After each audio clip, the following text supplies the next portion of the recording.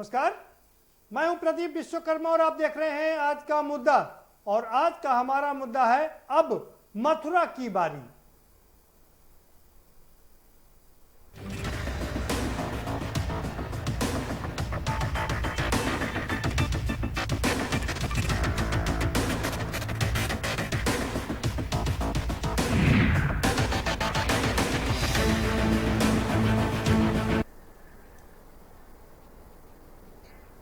जी हाँ, रामलला विराजमान को उनकी सही जगह पर स्थापित कर दिया, वो विराजमान हो चुके हैं।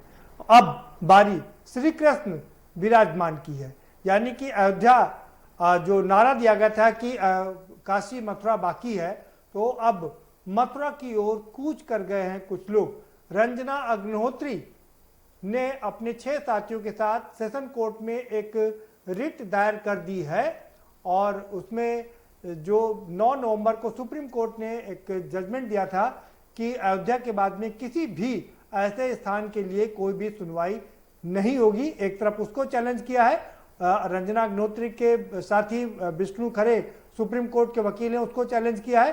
तो इधर विष्णु खरे ने सेशन कोर्ट में एक याचिका डाल दी है कि 1969 में जो फैसला हुआ था, जो समझौता हुआ था, वो गलत था और अब हमें राम कृष्ण श्री कृष्ण विराजमान के रूप में, उनकी सखी के रूप में एक ये याचिका दायर की गई है।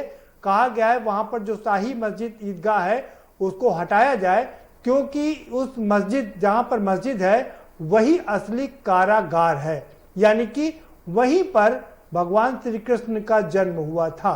तो रामलला के बाद अब मथुरा की बारी है, उसकी ओर कूच की जा चुकी है। पहले ही वहां पर ये केस दायर किया जा चुका है और यही जो क्षण है, ये करीब करीब ऐसा ही मामला ये अयोध्या की में था और अब मथुरा में इसको आगे बढ़ाया जा रहा है। इसी पर चर्चा करेंगे। हमारे साथ में खास मेहमानों का पैनल जुड़ा हुआ है, हम उनसे आपका परिचय कराएंगे कि क्या ये एक राजनीति है, क्या मथुरा खत्म हो गया, राम मंदिर बन गया है, तो अब श्री कृष्ण मंदिर को आजाद कराने के नाम पर देश में राजनीति की जाएगी, ये सबसे बड़ा सवाल है। इसी पर चर्चा करेंगे। खास मेहमानों का पैनल, उनसे आपका परिचय भी कराएंगे, लेकिन उससे पहले आपको एक रिपोर्ट दिखा देते हैं। ये जरा रिपोर्ट देखिए और समझिए कि दरअसल कब क्या कैसे हुआ था। ये रिपोर्ट आपको समझाएगी, उसके बाद हम इस पर चर्चा करेंगे।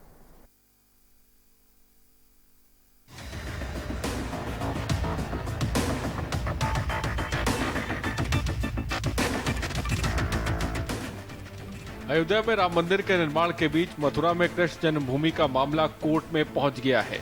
जन्मभूमि परिसर को लेकर मथुरा की कोर्ट में एक सिविल मुकदमा दायर किया गया है।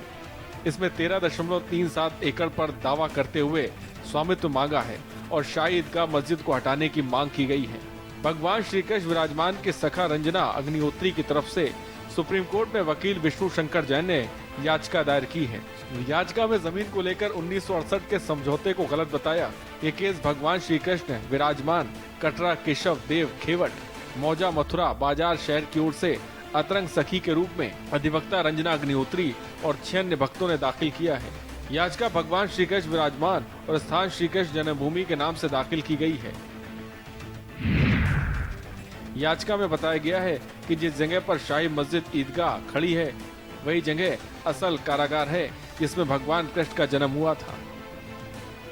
बता दें कि मथुरा में शाही ईदगाह मस्जिद कृष्ण जन्मभूमि से लगी हुई बनी है। इतिहासकार मानते हैं कि औरंगजेब ने प्राचीन केशवनाथ मंदिर को नष्ट कर शाही ईदगाह मस्जिद का निर्माण कराया था।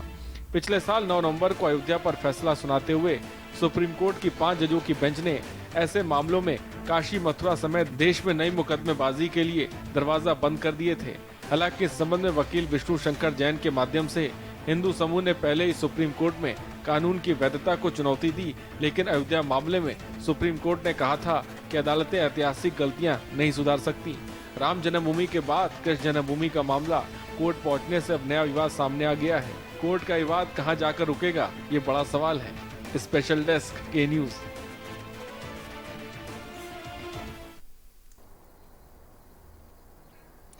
जी हाँ, रामलला विराजमान हो गए हैं, अब मथुरा की बारी है, उसकी ओर कूच कर दिया गया है। हमारे साथ खास मेहमान जुड़े हुए हैं, उनसे हम आपका परिचय करा देते हैं। राम नरेश रावत जी जुड़ चुके हैं, भारतीय जनता पार्टी के विधायक हैं। बहुत स्वागत है राम नरेश रावत जी। हरेंद्र सिंह मलिक साहब हमारे साथ में जुड़ चुके हैं, कांग्रेस के बहुत वरिष्ठ नेता हैं, पूर्व सांसद हैं, 4 बार के विधायक रह चुके हैं। आपका बहुत स्वागत है हरेंद्र मलिक जी। और हमारे साथ हिंदू आर्मी के चीफ मनीष यादव भी जुड़ चुके हैं, आपका भी बहुत स्वागत है मनीष यादव जी। और सीधा रुख करेंगे मनीष यादव का। मनीष यादव, ये रामलला का तो काम हो गया, विराजमान हो गए, अब श्री कृष्ण विराजमान होंगे। और उसके बाद जैसा कि कहा जा रहा था कि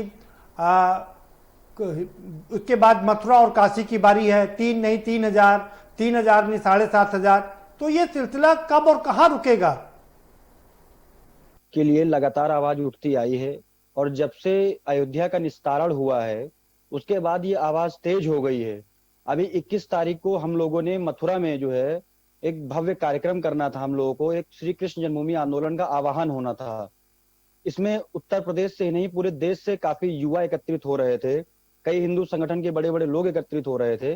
मुझे 20 तारीख की रात में मथुरा में ही गिरफ्तार करके मुझे जेल भेज दिया गया था। तो ये तो मेरे सौभाग्य की बात है प्रदीप जी कि मुझे श्री कृष्ण जन्मभूमि के लिए जेल जाना मिला। लेकिन जो ये आवाज उठती आई है और इस सरकार में इसलिए ये आवाज उठ रही है क्योंकि जनता को विश्वास है कि श्री कृष्ण जन्मभूमि का निस्तारण अगर हो सकता है तो सिर्फ इसी सरकार में हो सकता है। इसके अलावा किसी सरकार से या किसी अन्य व्यक्ति से उम्मीद लगाई नहीं जा सकती है। इसके चलते उत्तर प्रदेश से लेकर पूरे भारत की जनता और सभी सनातन धर्मगुरु उम्मीद लगाए हुए हैं कि जल्द से जल्द मथुरा का भी निस्तारण हो। ठीक है, ठीक है, ठीक है, ठीक है। मनीष जी बने रहिए हमारे साथ में। राम नरेश रावत जी, क्या भारतीय जनता पार्टी का चूंकि मुद्दा खत्म हो गया था राम मंदिर का, तो अब मथुरा की बारी है, मथुरा का मुद्दा शुरू हो जाएगा, अगले 30 साल तक चलेगा ये? देखिए भाई साहब, हम लोगों के जो भारतीय जनता पार्टी है, काशी, मथुरा और अयोध्या, वो तीनों समदर्शी की दृष्टि से हम लोग देखते हैं। अब मथुरा की बारी इसलिए है कि भगवान कृष्ण जो हैं वो लालित नायक हैं और भगवान कृष्ण 12 कला के अवतार भगवान राम है, 16 कला के अवतार भगवान कृष्ण है। तो भगवान कृष्ण को हम कैसे भुला सकते हैं? भारतीय संस्कृति से, भारतीय इसको राजनीति से हम लोग नहीं जोड़ते। भगवान शिव हमारे शैव दर्शन के सबसे बड़े हैं। शिव के लिए कहा गया शिव द्रोही मम दास कहावे, सो नर मोहि सपने नहीं पावे, भगवान श्री राम ने कहा।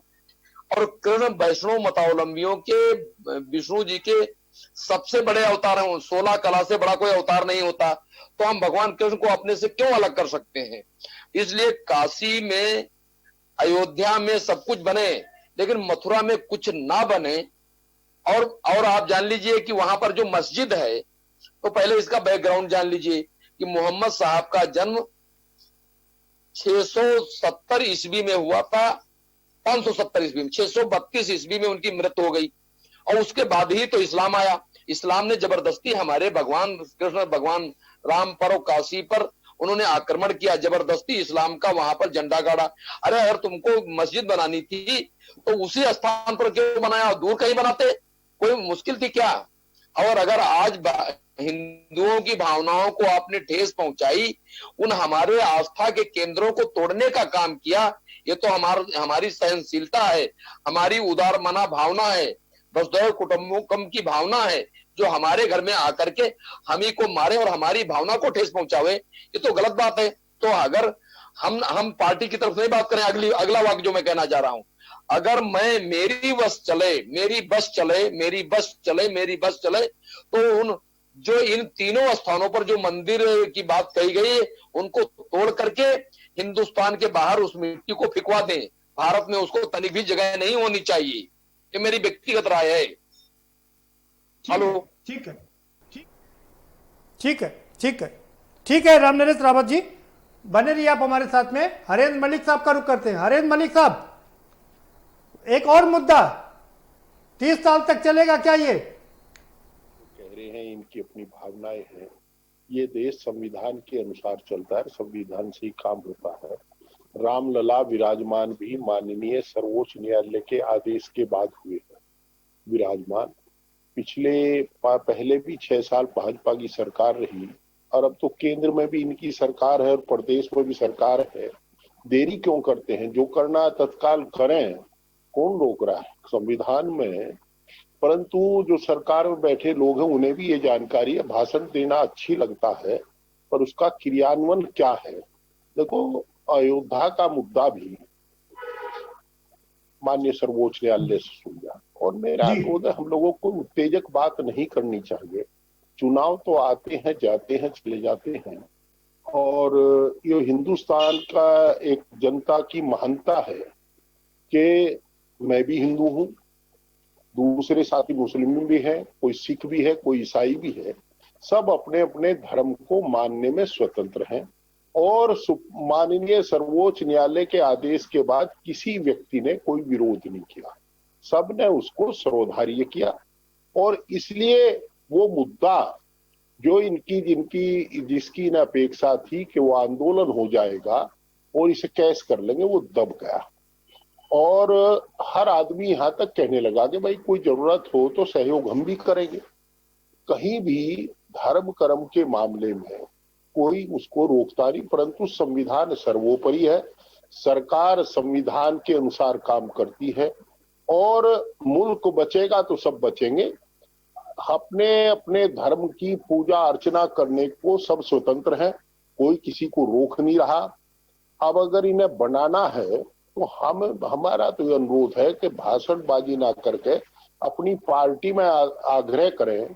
जो ये रावत जी बोल रहे हैं, रावत जी से अनुरोध है कि अपनी पार्टी में आग्रह करें, योगी जी प्रस्ताव करें, 1 मिनट में सरकार में पास होगा, 325 MLA अपना काम शुरू करे। जो इन्हें करना, उसकी एक्शन रिएक्शन जो होगी वो देखी जाएगी, परंतु इतना तय है कि करना धरना कुछ नहीं। जब भी चुनाव नजदीक आते हैं ये बात बयानबाजी चल जाती है। और आदरणीय रावत जी से मेरा विनम्र अनुरोध है कि ये भी कृपा पूर्वक बता दें कि रोकने कौन गया है इन्हें। ये इन्हें जो करना है, भाई अगर आप संविधान की हत्या कर सकते हैं, संविधान को तोड़ सकते हैं, आप ऐसा बिल ला सकते हैं जिसमें पुलिस फोर्स को ये अधिकार दे दिया जाए किसी को भी, ठीक है, आप जाकर। ठीक है मलिक साहब जवाब ले लेते हैं जी।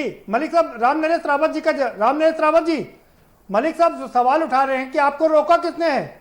आपके पास 325 विधायक हैं, आप अपना काम शुरू कर दीजिए। हमको संविधान रोक रहा है। भारत जो है वो धर्मनिरपेक्ष राज्य है। तो संविधान को हटा दीजिए, संविधान हटा दीजिए। 325 यहां पर है, 303 दिल्ली में है। जी जी रामनरेश रावत जी, जी रामनरेश रावत जी, मैं कह रहा हूं कि संविधान, इसलिए भारत धर्मनिरपेक्ष राज्य है, और जब तक हम या तो सुप्रीम कोर्ट की बात की अवहेलना कर नहीं सकते। सुप्रीम कोर्ट तो कानून की व्यवस्था व्याख्या करता है जो हम संविधान में पास करते हैं। अभी हमने धारा 370 5 अगस्त को हटाया, 335 से हटाया, राम जन्मभूमि को 5 अगस्त को हमने शिलान्यास कर दिया। अब संविधान प्रदत्त यह अधिकार है, जैसा आप अभी आप कह रहे थे, रिपोर्ट दिखा रहे थे कि अगले धार्मिक स्थानों के लिए सुप्रीम कोर्ट में कोई याचिका न दायर करे, याचिका दायर हो गई, उस पर आपका निर्णय आना है। मैं कहता हूं कि भगवान श्री कृष्ण इस संस्कृति, शंकराचार्य जी ने 4 धामों की स्थापना किया, उसमें एक द्वारिकापुरी और जगन्नाथपुरी, वो दोनों भगवान कृष्ण के नाम से जाने जाते हैं। और जहां उनका जन्म हुआ, जो जन्म स्थान है जी, ठीक है। रामनरेश रावत जी जवाब ले लें हरेन मलिक जी से। हरेन मलिक जी, जी रामनरेश रावत जी कह रहे हैं कि संविधान आड़े आ रहा है और सुप्रीम कोर्ट है, इन्हें ये अनुमति दे रहा है कि इस प्रकार के उत्तेजक बात कहें, ये संविधान के अनुकूल है। मैंने केवल ये कहा है उत्तेजना ना फैलाएं, इस तरह की बात ना करें। इनके पास बहुमत, अगर ये संविधान को मानते हैं, संविधान से डरते हैं, तो इन्हें ये भी मानना चाहिए कि रामलला विराजमान भी माननीय सर्वोच्च न्यायालय के आदेश पर हुए हैं। और इस मुल्क के किसी भी एक व्यक्ति ने, नॉट ए सिंगल सिटीजन इस कंट्री, कोई अपोज नहीं किया, उसने सबने सर्वधार्य किया है उस निर्णय को। और हम ये कह रहे हैं, नहीं मलिक साहब, मलिक साहब मलिक साहब सवाल सुन लीजिए। मैं तो बहुत ये जूनियर आपके आगे हूँ, मैं बहुत जूनियर हूँ, छोटा भाई हूँ आपका। मैं आपसे रावत जी, आप आग्रह करना विद्वान हैं। चाहता हूँ, हाँ, आप हमारी विद्वान बात हैं तो रावत सुने। जी।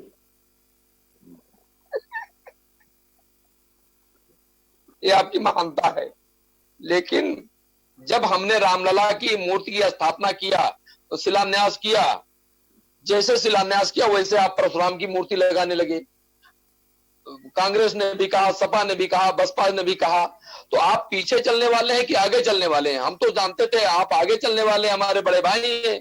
आपकी पार्टी ने लंबे समय तक राज्य किया इस देश पर, तो मैं चाहता हूं कि आप अगुवाई करें इसमें, रावत आप जी, अगुवाई करें। हम लोग आपके छोटे भाई हैं, आपके साथ चलें। रावत जी, अगर हमारी सरकार आ गई, अब की बार उम्मीद है कि 22 में हम लोग सरकार बनाएंगे सूबे में, तो आपको चिंता करने की तो आवश्यकता आने वाली नहीं नहीं है। है, ऐसा आप ऐसा अब तो नहीं आने आएंगे वाली तो हम नहीं क्या है। करेंगे? चलो ये तो अच्छी बात है। आपके तो 2 ही एमएलए हुआ करते थे, 15-16 एमएलए हुआ करते थे आपके, और मैं 2 पार्लियामेंट के मेंबर भी मैंने आपके देखे हैं। पर मैं ये कह रहा हूं कि अगर हमारी सरकार आ गई तो ऐसी व्यवस्था कर देंगे कि आगे इस मामले के फसाद की बात ही नहीं रहने की। ये तो सर्वधर्म सद्भाव, और कृष्ण जी और बलराम के वंशज तो हमर मनोज जी हैं। आप रावत जी, आप ये बताइए, आप खुद स्वयं ही तो कह रहे हैं कि हम संविधान के तहत चलते हैं। आपने संविधान के तहत काम किया। अभी जो किसान सड़क पर बैठा है सब असंवैधानिक है किसान। आपने पुलिस स्पेशल पुलिस फोर्स बना दी, वो भी संविधान के अनुकूल बना दी। आपने इतने लोगों को बेरोजगार करके सड़क पर छोड़ दिया, वो भी संविधान के अनुकूल। किसानों को भी आप वापस मुद्दे पर आ जाइए। वापस मुद्दे मथुरा की बात कर लेते हैं, आज इसको यही समाप्त कर देते हैं। जी, विद्वान आदमी और विद्वान की कोई उम्र नहीं होती, छोटी आयु में विद्वान हो जाते हैं, बड़ी में भी हो जाते हैं। मैं ये कह रहा हूं, अगर आप खुद संविधान को मानते हैं तो मुझे कृपा पूर्वक ये और मेरा ज्ञानवर्धन कर दे, क्या संविधान इस तरह की बात करने की अनुमति देता है? अगर ये बात मेरे सिर मुख से निकल जाती तो अब तक आपकी सरकार मेरे खिलाफ एफआईआर दर्ज कर देती और प्रदीप जी से पूछते आपने उत्तेजक बात कहने की काम क्यों किया। आप संविधान के अनुकूल काम करें, हम आपका स्वागत करते हैं। हम ये मानते हैं, सुन लीजिएगा, हम यहाँ मानते हैं कि मुख्यमंत्री एक पार्टी के एमएलए हो सकते हैं, एक पार्टी के नेता हो सकते हैं, पर मुख्यमंत्री पूरे सूबे के हैं। मेरे भी उतने मुख्यमंत्री जितने आपके, आदरणीय प्रधानमंत्री जी मेरे भी उतने प्रधानमंत्री जितने आपके हैं। तो ऐसी एक मेरा अनुरोध आपसे है कि ऐसा काम ना करो। इस समय देश बड़े विकट संकट में है, अंतरराष्ट्रीय महामारी है और जो विश्व स्तर पर है। ऐसे हालात में हम लोगों को उत्तेजना से बचना चाहिए, मेरा विनम्र अनुरोध आपसे है। और ये भी अगर आप संविधान को मानते हैं तो कृपा पूर्वक कोई भी बयान देने से पहले देखो कि आप संविधान के अनुकूल बोल रहे हैं या प्रतिकूल बोल रहे हैं। ये मेरा नहीं, हम संविधान के प्रतिकूल नहीं बोलेंगे। देखिए, लेकिन व्यक्ति की भावना है, अन्न जहां का हमने खाया, वस्त्र जहां के हमने पहने, वो है प्यारा देश हमारा, ये हमारा नारा है। सबका साथ सबका विकास हमारा है। लेकिन जो खाएगा हिंदुस्तान की, गाएगा पाकिस्तान की, उसकी खैर नहीं रहेगी। देखिए, ये हम लोगों का पहले दूध मांगेंगे तो खीर देंगे, और अगर कश्मीर मांगेंगे तो चीर देंगे। ये हमारा नारा पहले से है। तो हम तो भारत के अभिन्न अंग हैं, भारत माता हमारी पूजनीय है। लेकिन मथुरा हमारे, देखिए, हम जिस वर्ग से आते हैं वहां हमारे सिक्के मिले, वहां हमारा राज्य था, हमारी व्यवस्था थी, हम उस बात को कहे हैं। मेरी व्यक्तिगत पीड़ा भी है। हमारे सिक्के हैं, भारतीयों के सिक्के मथुरा तक निकले हैं, मथुरा तक राज्य हमारा रहा है। भगवान कृष्ण हमारे आराध्य देव रहे हैं। तो भगवान कृष्ण के लिए मैं कुर्बानी जो जहां तक जाना होगा जाऊंगा, व्यक्तिगत तौर से मैंने कहा था। लेकिन भारत, ठीक है राम नरेश रावत जी, बने रहिए आप हमारे साथ। हम जरा मनीष जी का रुख कर लेते हैं। मनीष जी भाई, ये राम लला हो गए, फिर उसके बाद कहा काशी मथुरा अभी बाकी है। अब मथुरा की ओर आप लोग कूच कर गए, काशी की ओर कब कूच करेंगे? फिर 3 नहीं 3000 चाहिए, 3000 नहीं 7500 चाहिए। एक ही बार में फैसला क्यों नहीं हो जाता है? क्या ये राजनीति है क्या कि एक एक करके चलेंगे आगे? और विपक्ष बताए कि राजनीति है या नहीं है। जो हम लोग समझ पाए हैं अब तक, जो अब तक अभी माननीय सांसद मलिक जी ने बताया कि एक देश पे विकट संकट है, तो देश पे सबसे विकट संकट ये है अवैध कब्जे जो अंग्रेज कर गए थे और इस्लामिक लोग करें बैठे हुए हैं। श्री मनीष कृष्ण यादव जी। जन्मभूमि जी मनीष यादव जी, सवाल सुन लीजिए। सुप्रीम कोर्ट ने कई साल पहले एक आदेश दिया था कि पूरे देश में सड़कों पर 550 मंदिर और मस्जिद हैं, इंक्रोचमेंट है, ये हटा दिया जाए इनको। सुप्रीम कोर्ट की बात आज तक नहीं मानी गई, हटाई गई। मैं मंदिर का ताजा उदाहरण दे, एक भी मंदिर नहीं है, एक भी मंदिर नहीं हटा। Manish Yadav, supreme court bar बार चिल्लाता रह गया कि ये भाई पालन क्यों नहीं हो रहा है। तोड़ा गया। मैं जा मनीष रहा है। अब प्रदीप जी, मैं कह रहा हूँ कि बाराबंकी में प्रतापगंज एक स्थान है, वहां रोड के आड़े आ रहा था मंदिर, उसको हटा करके तोड़ा जा रहा है। मैं लखनऊ के कई ताजे उदाहरण दे सकता हूँ। राम नरेश रावत जी, जयपुर में, राजस्थान में, सुन लीजिए, राजस्थान में आप ही की मुख्यमंत्री वसुंधरा ने एक मंदिर हटाया था, उसको लेकर के पूरे देश में तूफान आ गया था, दोबारा से बनवाना पड़ा। आप किस दावे, कोई सबूत है आपके पास में जब आप कह सकते हैं कि एक कोई मंदिर हटाया गया? कहीं पर भी मंदिरों को लगातार मनीष जी चौड़ीकरण होता है नहीं। प्रदीप जी, अगर मनीष जी के पास जवाब नहीं तो मैं बता रहा हूँ, बाराबंकी में एक स्थान है, रोड के किनारे मंदिर पड़ रहा था, उसको हटा करके दूसरी जगह शिफ्ट किया गया और मंदिर तोड़ दिया गया। लखनऊ में एक रोड का चौड़ीकरण चल रहा था, लखनऊ में रोड चौड़ीकरण चल रहा था, मंदिर बीच में आ रहा था। मंदिर बात उसकी नहीं कर रहे हैं, मैं बात राम नरेश रावत जी वो कर रहा हूं जिस पर सुप्रीम कोर्ट ने आदेश दिया था। वो ना तो मंदिर हटे, ना मस्जिद हटी, ना दरगाह हटी, सब सड़क पर विराजमान है। तोड़ा जा रहा है। यादव जी सवाल सुनिए, यादव जी सवाल सुनिए, हिंदुओं की सरकार, बहुमत की सरकार, डबल इंजन की सरकार, कैसे मंदिर तोड़े जा रहे हैं? विपक्ष जिम्मेदार है इसके लिए क्या? पालन कर लिया। माफ करिएगा, सुप्रीम कोर्ट लगातार माफ करिएगा, सुप्रीम कोर्ट लगातार कह रहा है कि उसके आदेश का पालन नहीं हुआ है। मनीष यादव जी आपसे सवाल ये पूछेंगे, ये एक बार रामलला, दूसरे बात कृष्ण विराजमान, तीसरे बात ये काशी शिव जी की नगरी, ये जो हमारे 3 देवता हैं, ब्रह्मा, विष्णु और महेश, आप लोग ब्रह्मा और विष्णु के पीछे क्यों नहीं जाते हैं? जिन्होंने सृष्टि को बनाया ब्रह्मा ने, विष्णु जो मेंटेन करते हैं, आप लोग उनके लिए क्यों नहीं कोई बड़ा मंदिर बनाते हैं? बात कर लेते हैं, जो मनीष जी से बात करिए, फिर हमसे यही सवाल करिए। देखिए ब्रह्मा विष्णु महेश, देखिए अभी जो स्थिति बनी हुई है देश में, अभी जो अतिक्रमण है, जब ये अतिक्रमण हम लोग मुक्त करा के अपने आराध्य देवों को मुक्त करा लें, फिर ब्रह्मा विष्णु महेश जी अपने आप साक्षात हम लोगों के हृदय में हैं। आपके आराध्य देव नहीं है? ब्रह्मा विष्णु क्या आपके आराध्य देव नहीं है? 33 करोड़ देवी देवता आपके आराध्य देव नहीं है? नहीं, 33 करोड़ देवी देवता। मनीष यादव जी सवाल सुनिए, 33 करोड़ देवी देवता हैं, कितने देवी देवताओं के नाम आपको याद है? जरा बता दीजिए, 50 से ज्यादा के नाम आप बता सकते हैं मुझे? क्या नहीं है नाम, जो आपने जो सवाल आपने किया है, आपको 50 से ज्यादा के नाम याद है? लेकिन बात जो आपने कहा कि सुप्रीम कोर्ट के आदेश का पालन, डबल इंजन की सरकार आपने बताई, सुप्रीम कोर्ट के आदेश का ही पालन हुआ जो मंदिर तोड़े जा रहे हैं। अगर एक भी मस्जिद तोड़ दी जाएगी तो ये लोग सड़कों पे उतर के दंगा फैलाना शुरू कर देंगे। कोई इनके समाज में कोई किसी प्रकार का संविधान को नहीं पालन किया जाता है, ना सुप्रीम कोर्ट के आदेश का पालन किया जाता है। हम लोग तो फिर भी संविधान को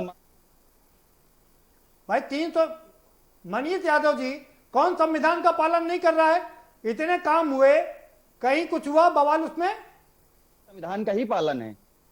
फिर दिक्कत क्या है? राम नरेश जी आप कुछ कहना चाह रहे थे? कि ब्रह्मा विष्णु महेश हमारे आराध्य देव हैं, उससे आगे जरा चले जाइए, देवताओं के राजा इंद्र हैं, उनका मंदिर क्यों नहीं बनना चाहिए? कहीं है क्या? बिल्कुल, देवताओं के राजा इंद्र हैं, देवराज इंद्र हैं, और भगवान उनके उपाध्यक्ष हैं भगवान विष्णु। भगवान विष्णु के उन अवतारों को माना गया, 12 अवतार महत्वपूर्ण है और 24 अवतारों में उनको लिया गया। अरे अगर बाकी के नाम मंदिर बनवाइए भाई राम नरेश जी, बाकी के नाम तो कम से कम जो 10 अवतार हैं, जिनको जो 10 बड़े अवतार हैं, उनके ही मंदिर बनवा दीजिए। तो मंदिर बनवाने का हमारा सवाल ही नहीं है। जिनको आक्रमणकारियों ने, विदेशी आताइयों ने जिन मंदिरों को तोड़ा, उनको बनवाने का सवाल है। हमारी आस्था को जिन्होंने ठेस पहुंचाई, मतलब आपकी आस्था जो है राम नरेश रावत जी, आपकी आस्था जो है वो राजनीति तक चलती रहेगी, इसी के सहारे आपकी राजनीति भी चलती रहे। देखो सयो मतावलंबी भगवान शिव हैं, भगवान विष्णु और भगवान दोबारा से आपका रुख करेंगे। ठीक है राम नरेश रावत जी, दोबारा से आपका रुख करेंगे। वक्त एक ब्रेक का हो चला, एक छोटा सा ब्रेक लेंगे। ब्रेक के बाद आएंगे तो चर्चा के सिलसिले को आगे बढ़ाएंगे कि भाई ठीक है, अगर ये कोई दिक्कत है तो संविधान के हिसाब से सरकारें हैं, केंद्र में भी सरकार है, उत्तर प्रदेश में भी भाजपा की सरकार है, और एक बार ये मसला पूरी तरीके से सुलझ जाना चाहिए। लेकिन क्या इसमें राजनीति हो रही है?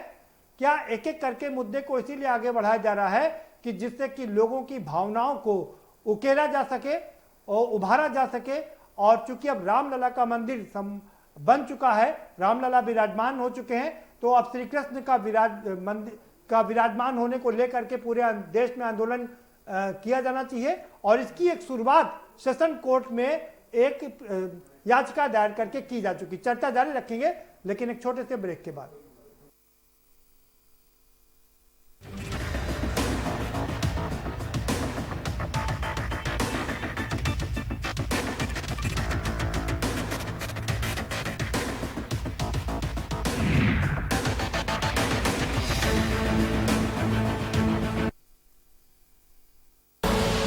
आप देख रहे हैं के न्यूज, खबरों का सारथी।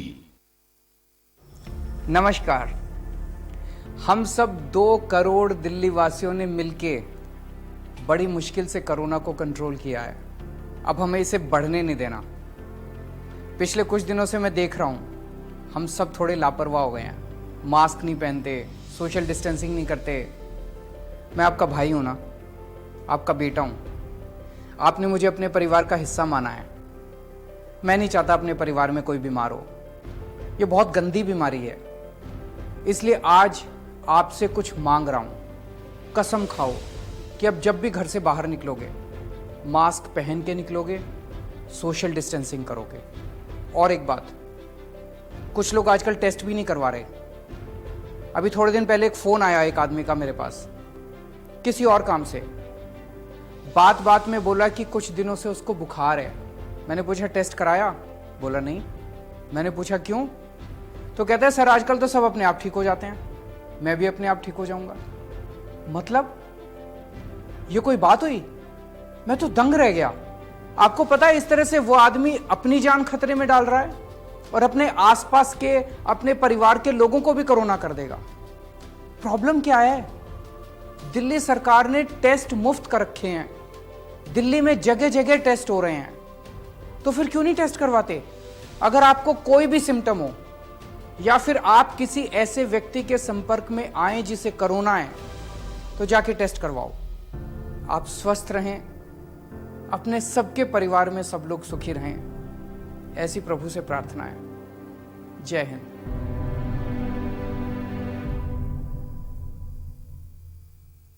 खुदी को आजमाया है तो ये अंदाज आया है, खुदी को आजमाया है तो ये अंदाज आया है।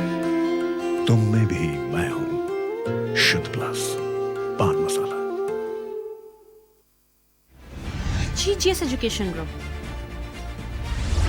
launches 20% discount on academic fee of courses MBA, BBA, BCA, BFSI and GM, D Pharma, B Pharma.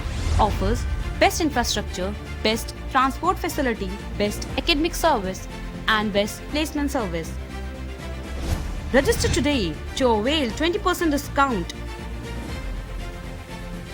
Call 9971 496 497 or visit the campus Kanpur Lucknow Highway near Unnao. GGS Education Group. क्या है प्री मैरिज कॉन्ट्रैक्ट?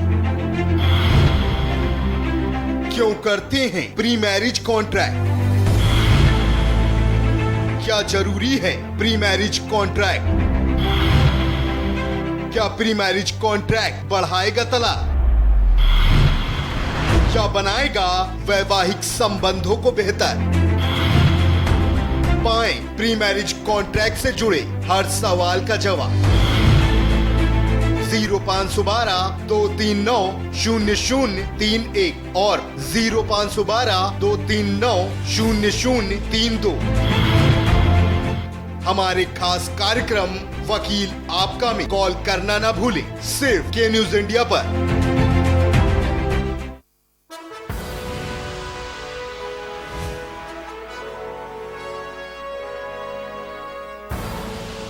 आप देख रहे हैं के news, खबरों का सारथी।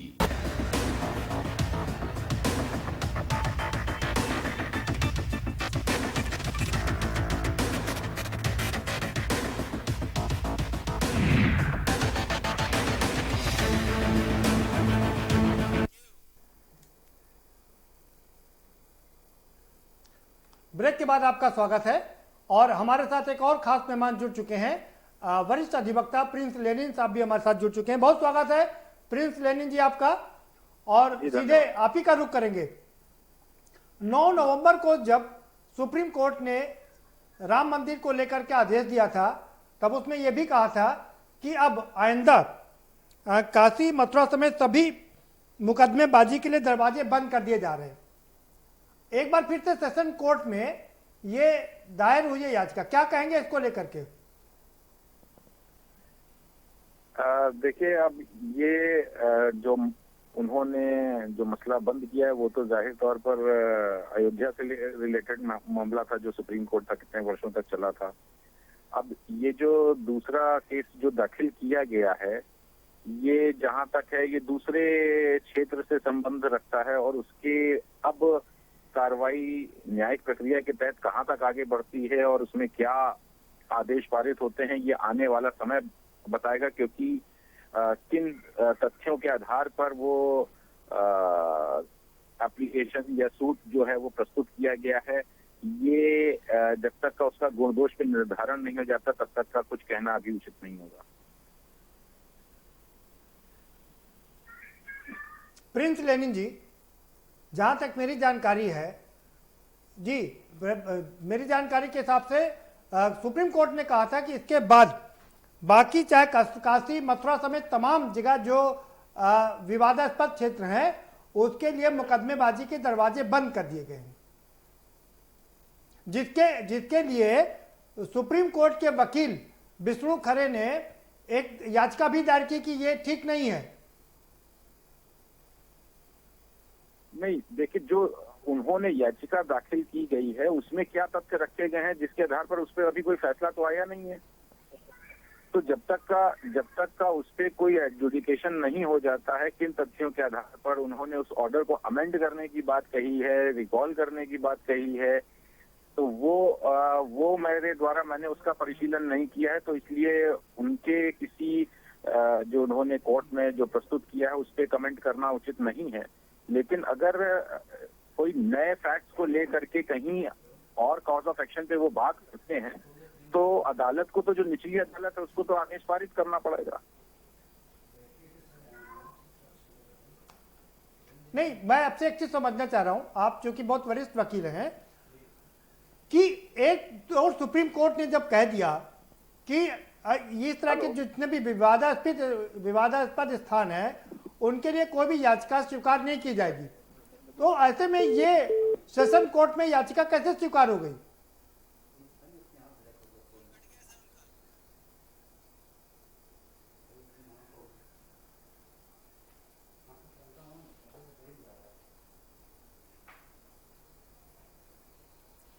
चलिए, उनका लगता है उन तक आवाज नहीं पहुंच पा रही है। मनीष यादव जी का रुख करेंगे।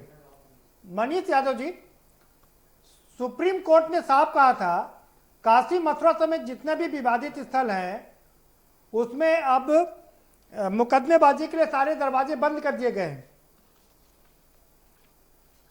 प्रदीप जी, आपकी आवाज डबल हो रही है। आवाज जो है 2 बार जी आवाज इको कर रही है जी। देखिए, ये जो पिटीशन दाखिल हुई है, सिविल सूट दाखिल हुआ है, ये साक्ष्यों के आधार पर दाखिल हुआ है और इसमें उन्होंने अपना मालिकाना हक जताया है जो कि सही है। उन्होंने साक्ष्य प्रस्तुत किए इस चीज के, इसलिए कोर्ट ने इस पर संज्ञान लिया है। अगर साक्ष्य ना होते तो एक दाखिल ही ना होता। क्या स्टेटस है अभी आपके इसकी क्या स्टेटस है इसकी अभी जो याचिका आपने दायर की है? देखिए, ये याचिका दाखिल सिविल सूट दाखिल हो गया है मथुरा में। अब इस पे अग्रिम कार्रवाई कल तक पता चल जाएगा कि क्या आगे कार्रवाई हो रही है, क्योंकि अभी 2 दिन पहले ही मुझे श्री कृष्ण जन्मभूमि आंदोलन का मैंने आह्वान के जेल भेजा गया था और कल ही मैं छूट के भी रिहा होकर बाहर आया हूं। इसलिए अधिक जानकारी तो कल सामने आ जाएंगी। अब तक क्या कार्रवाई उस पर हो रही है, हाँ, इसकी जानकारी पुख्ता है कि सिविल सूट दाखिल हो चुका है और कोर्ट ने उसको एक्सेप्ट कर लिया, संज्ञान ले लिया।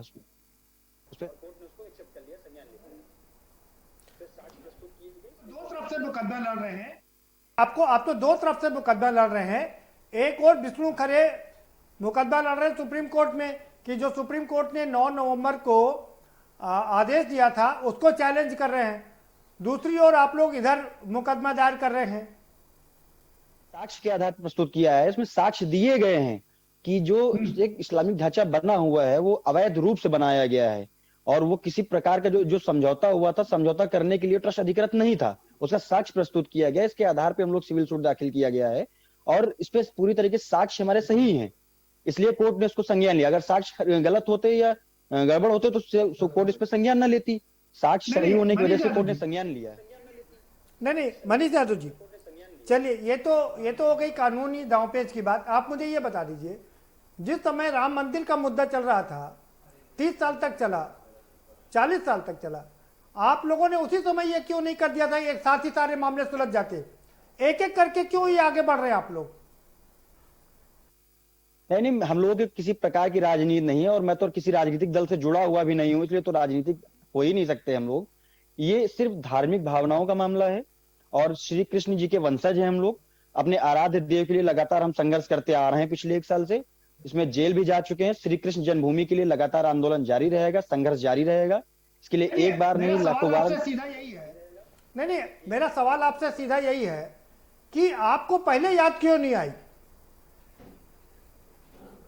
संघर्ष कर रहे थे, लगातार हम लोग संघर्ष करते आ रहे हैं पिछले काफी समय से इस पे, लेकिन जन्मभूमि का निस्तारण होने के बाद इस मामले ने थोड़ा और तेजी पकड़ी। एक उम्मीद की राह जगी हम लोगों में। राम जन्मभूमि अयोध्या के बाद जो है मथुरा की एक राह थोड़ा आसान होती दिखी हम लोगों को और इसकी जनता और ये ठीक बात है, ये ठीक कर रहे हैं, ये अच्छी बात है।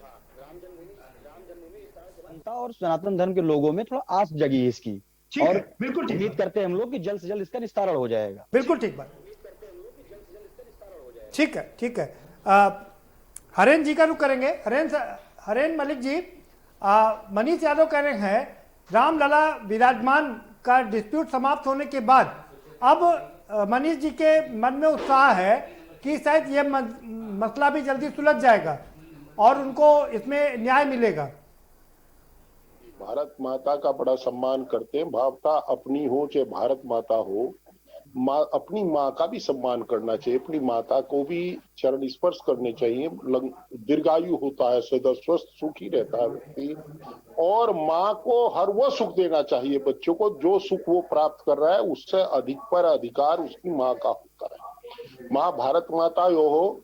और शायद ये मेरा ज्ञानवर्धन करेंगे, जब भारत माता बेड़ियों में जकड़ी हुई थी अंग्रेजों के उसमें, तो शायद इनके संगठन ने बड़ा काम किया होगा, बड़े आंदोलन किए होंगे, जेल गए होंगे।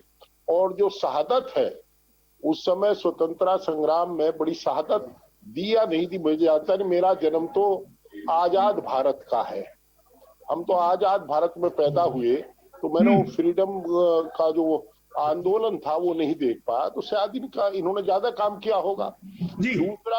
दूसरी स्थिति जहां मनोज जी कह रहे हैं, मनोज जी आप उत्साहित हैं, उत्साहित होना निरुत्साहित होना ये आपका अपना विवेक है, परंतु आप जरा सा ये भी देखिए कि अयोध्या का मसला माननीय सर्वोच्च न्यायालय में निपटा और आप भी न्यायालय में गए हैं, इन्होंने कोई मार काट या वैसा तो नहीं किया, और ये भी न्यायालय में गए हैं और न्यायालय का आदेश है, सर्वोच्च न्यायालय का आदेश पहले से है कि इस पर अभी कोई और टिप्पणी नहीं होगी।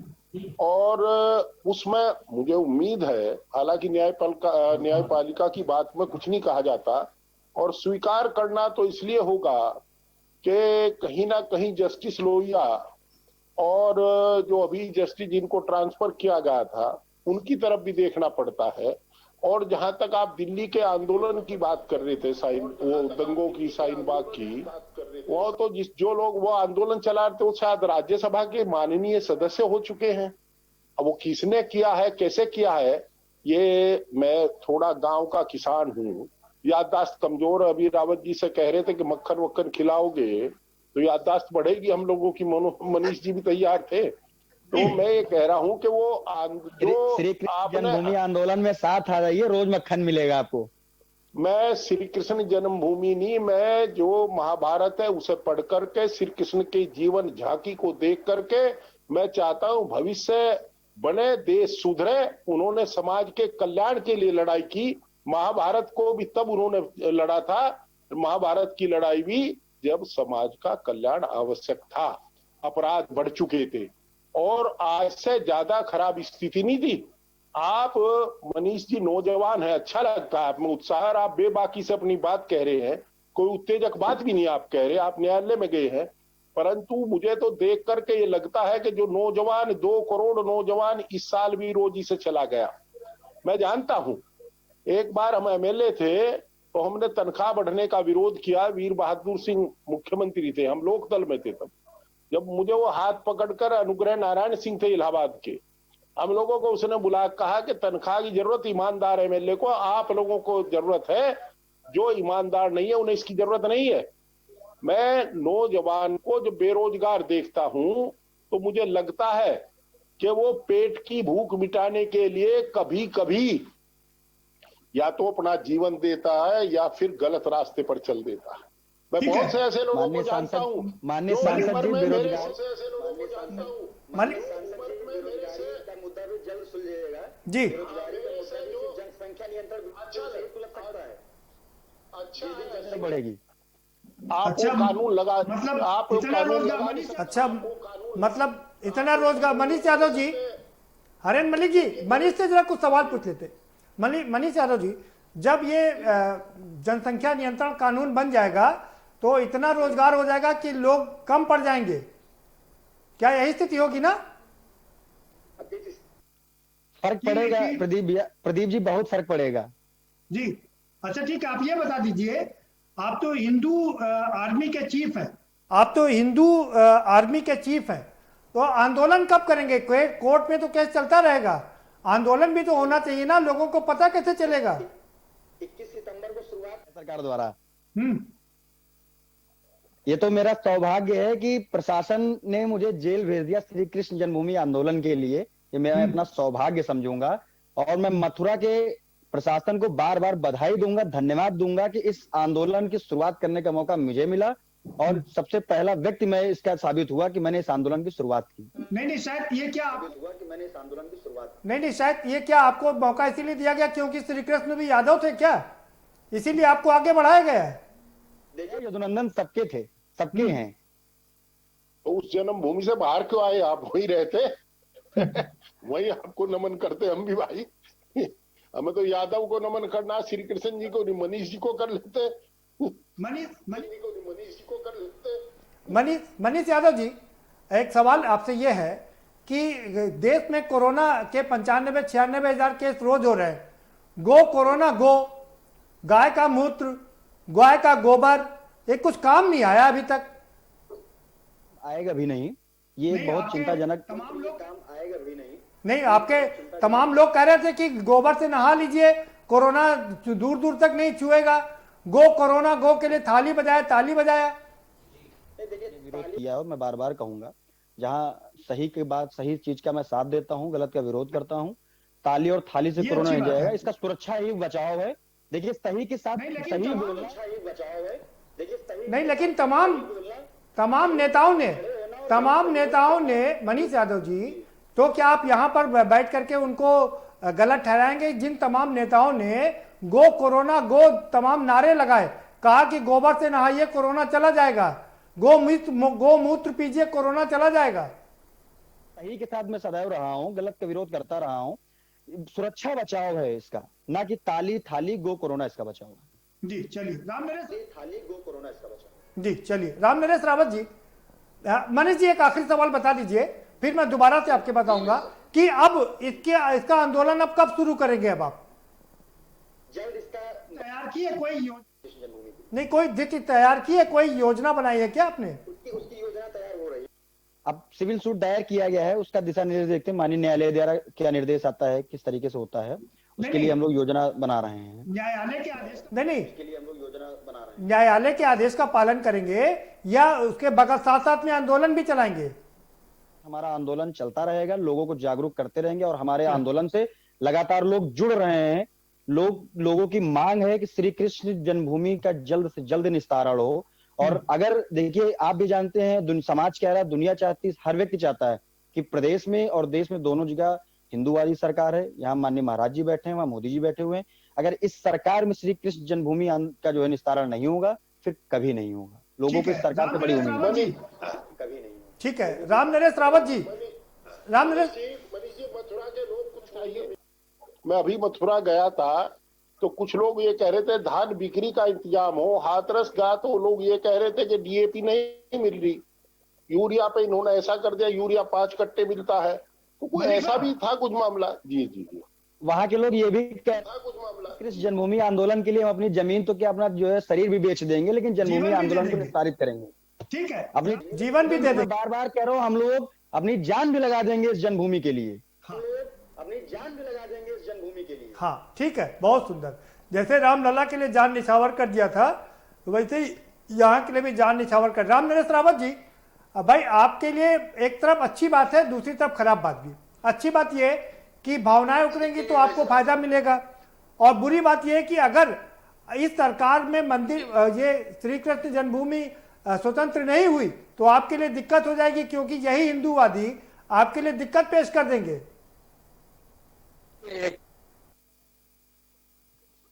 जी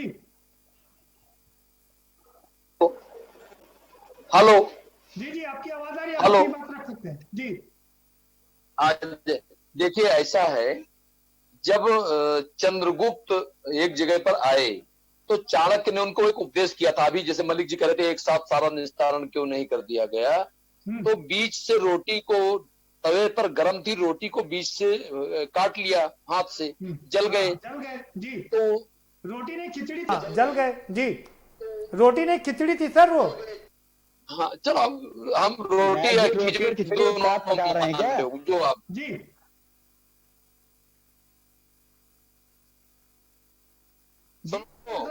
तो उपदेश मिला कि तो हमको अब राम जन्मभूमि मुक्त करा लिया, अब मथुरा की बारी है, इसके बाद काशी की तैयारी है। तो हम तो बीच से नहीं खाने वाले, किनारे से नहीं उसके खाने वाले। अच्छा, नहीं उसके बाद 3,500, उसके बाद 6,500-7,000 जी।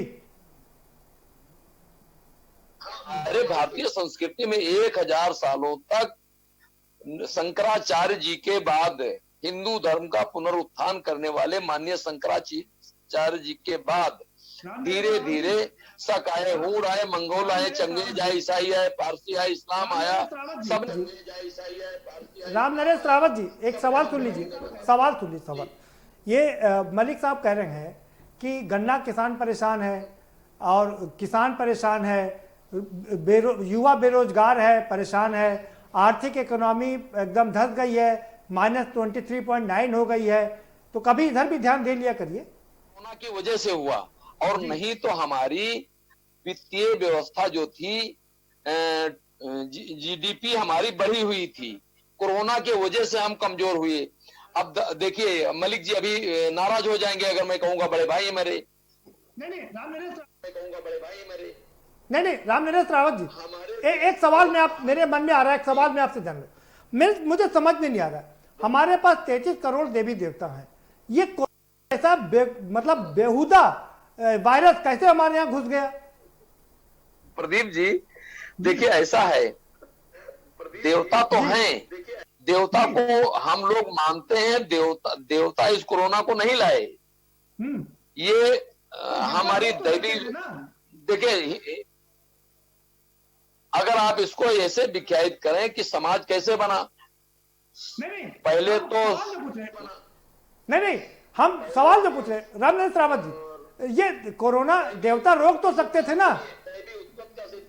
राम नरेश रावत जी मैं एक सवाल पूछ रहा हूँ आपसे भाई, अगर 33 करोड़ देवी देवता हमारे पास में है, हम धन्य हैं राम नरेश रावत जी, हम धन्य हैं, हमारे पास इतने सारे देवी देवता हैं कि हम संभाल नहीं पा रहे, तो क्यों नहीं ये हमारा चाइना से एलएसी का विवाद खत्म हो जा रहा है, क्यों नहीं पाकिस्तान से विवाद खत्म हो जा रहा है, क्यों नहीं हमारा नेपाल से विवाद खत्म हो जा रहा है, आर्थिक इकोनॉमी ठीक क्यों नहीं हो रही है, ये तमाम सारी समस्याएं क्यों आ रही हैं, किसान आत्महत्या क्यों कर रहा है?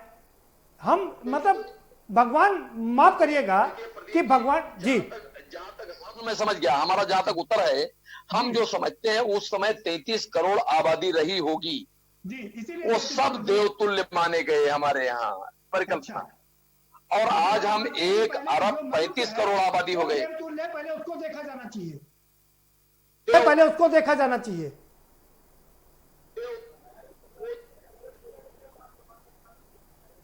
उस समय उतनी आबादी थी, आज 1 अरब 35 करोड़ आबादी, ये सब देवतुल्य है। हेलो जी आवाज आ रही है आपकी? हेलो जी आवाज ये हम सारे मनुष्यों को भारत में जो है वसुधैव कुटुंबकम मानती है भारतीय जनता पार्टी, भारतीय संस्कृति, और सभी पुरुषों में हम देवत्व की अवधारणा करते हैं। राम नरेश रावत जी, राम नरेश रावत जी, एक सवाल सुन लीजिए, देश में 135 करोड़ लोग हैं, आप उनको देवता तुल्य मानते हैं, आप कह रहे हैं वसुधैव कुटुंबकम की बात कर रहे हैं, तो पूरे विश्व में करीब 7.25 अरब आबादी है, हम उनको क्यों नहीं जोड़ लेते हैं? वो भी तो अपने हैं ना, उनको भी जोड़ लेते हैं। चलिए ठीक है सर जी, चलिए ठीक है सर, बने रहिए हमारे साथ में। अब ये मनीष यादव जी, आपका फाइनल कमेंट, अब आखिर आगे होगा क्या? अरे आप सुनिए तो, परिवार, कुल, गोत्र, जाति, वर्ग, देश, राष्ट्र, संपूर्ण मानव समाज, ये 9 अनिवार्य समुदाय, इनको प्रतिपूर्ति करने के लिए आप चैनल चलाते हैं, हम नेता बने, कोई अधिकारी बना, कोई कर्मचारी बना, कोई विद्यालय बने, तो हम सब लोग इनको ऐच्छिक समुदाय की दृष्टि से इनको शुद्ध करना चाहते हैं, जिसकी ठीक है सर, ठीक है सर, आएंगे आपके पास दोबारा से, जल्दी से, समय समाप्त हो रहा है। मनीष यादव जी, आपका फाइनल कमेंट, आएंगे दोबारा से आपके पास, जरूर आएंगे, आप ही से समाप्त करेंगे कार्यक्रम। मनीष यादव जी, अब आपका अगला कार्यक्रम क्या है और किन चरणों में, कितने चरणों में, कहां तक पहुंचेगी ये यात्रा, जरा मुझे विस्तार से बता दीजिए। कुछ समय न्यायालय के कार्रवाई का इंतजार करेंगे, उसके बाद पूरे उत्तर प्रदेश में जन्मभूमि यात्रा निकलेगी और जन्मभूमि को हर हाल में अतिक्रमण मुक्त करा के रहेंगे हम लोग। जान रहे चली जाए, लाखों जाने जाएंगी, हम लोग यदुवंश जो है हमारा, जो यदुकुल, इनके वंशज हम लोग माने जाते हैं, हम लोग अपनी जान लगा देंगे, लेकिन जन्मभूमि को मुक्त करा के रहेंगे, अतिक्रमण मुक्त जन्मभूमि बना के रहेंगे जी, मुक्त जन्मभूमि बना के रहेंगे जी। नहीं तो आंदोलन की शुरुआत कब से होगी और खाली उत्तर प्रदेश में रहेगी या पूरे देश में चलेगा? विधायक जी लोग सहयोग करेंगे, तो माननीय सांसद जी सहयोग करेंगे, तो पूरे देश में चलेगी और चलती रहेगी जब तक अतिक्रमण मुक्त नहीं हो जाएगी। और मैं माननीय सांसद मलिक जी को, ठीक है, हरेन मलिक साहब, ठीक है, मनीष जी, समय समाप्त हो गया। वाहिगुरु से, अल्लाह ताला से, ईसा मसीह से एक अनुरोध करता हूं कि इस मुल्क के शासकों को सद्बुद्धि दे। 23 पब्लिक अंडरटेकिंग हम बेच चुके, आगे ना बेचे। हमारी विदेश नीति में जो रावत जी कह रहे थे कि हम चीर देंगे जो कश्मीर मांगेगा, चाइना हमारे 38 किलोमीटर अंदर तक घुस चुका, बांग्लादेश को छोड़ दें अगर, तो आज तो नेपाल भी हमें आंख दिखा रहा है। हमारी आने वाली पीढ़ियों को ये बात ना हो, जो ये 33 करोड़ देवता बना रहे हैं, इसमें किसानों को भी देवता गिन ले। जो किसान आज भूखा सड़कों पर पड़ा है, उसकी तरफ भी देख ले। जो नौजवान आज रोजगार को तरस रहा है, सुसाइड कर रहा है, और यही नहीं, व्यापारी आंदोलन कर रहा है। और इंडस्ट्री वालों को मैं जानता हूं, व्यापारियों को, वो लोग भी बैंकों ने इस समय 30 सितंबर के नाम पर आधों की आरसी निकाल रखे, उससे भी फंडा। मजबूरी है, समय कम है। ठीक है, ठीक है राम नरेश रावत जी, ठीक है, ठीक है मलिक साहब, समय बहुत कम है। राम नरेश रावत जी, 33 नहीं, अब 133 करोड़ देवी देवता हो गए हैं जी। किसान की है, देखिए 33 करोड़ देवी देवता जो है, उसमें किसान भी है, मजदूर भी है, महिला भी है। ठीक है, बहुत शुक्रिया आप सभी मेहमानों का, बहुत शुक्रिया इस चर्चा में शामिल होने के लिए। तो कुल मिलाकर के बात यही है कि रामलला विराजमान हो चुके हैं। अब श्री कृष्ण को विराजमान करने की बात चल रही है, और कैसे ये चूंकि सेशन कोर्ट में ये मामला दर्ज हो चुका है और सुप्रीम कोर्ट में भी लड़ाई लड़ी जा रही है, क्या नतीजा निकलेगा। दूसरी ओर आंदोलन करने की शुरुआत करने की भी बात की जा रही है, तो क्या एक नई राजनीति की शुरुआत यहां से होगी, ये देखना काफी दिलचस्प होगा। फिलहाल इस कार्यक्रम में इतना ही, आप हमें दीजिए इजाजत और बाकी खबरों के लिए देखते रहिए के न्यूज इंडिया।